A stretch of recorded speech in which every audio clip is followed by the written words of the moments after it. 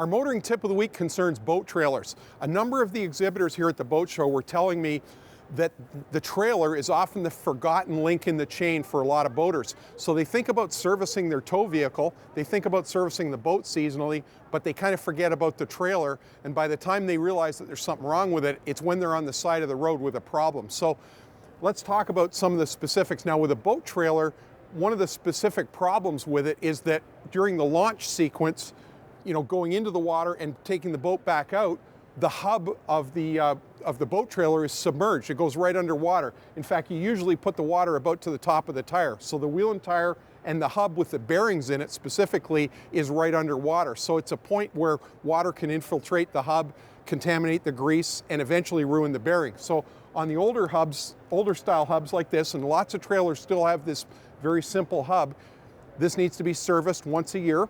In fact, most of them need to be inspected at least once a year. So this type of a hub you'd want to look at once a year. You want to check the tire pressure, of course, before you go out every trip.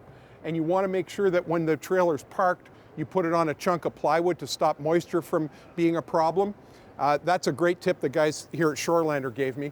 You also want to make sure that grease hub is serviced once a year. Now, on this type of a hub, this is the next step up. This is what they call the Bearing Buddy hub.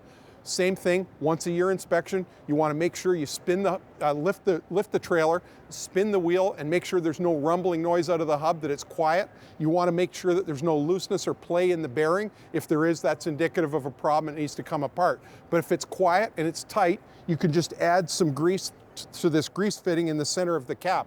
That conventional one, the first one I showed you, doesn't have a grease fitting. So this one's easier to service in terms of adding grease to it. You don't need to disassemble it like you did with that one. And the third hub, this newer one, is called the Vault, and it's a 5-year service interval, so you don't need to touch it at all for the first 5 years of its life. And basically, it's got a hybrid lubricant in there that's grease consistency when it's cold, and then as the hub warms up, it melts and turns into a liquid, so it gets great lubrication of the wheel bearings and doesn't require an annual servicing until it's at least 5 years old. It's a more expensive hub. It's on the bigger trailers with the more expensive boats on them.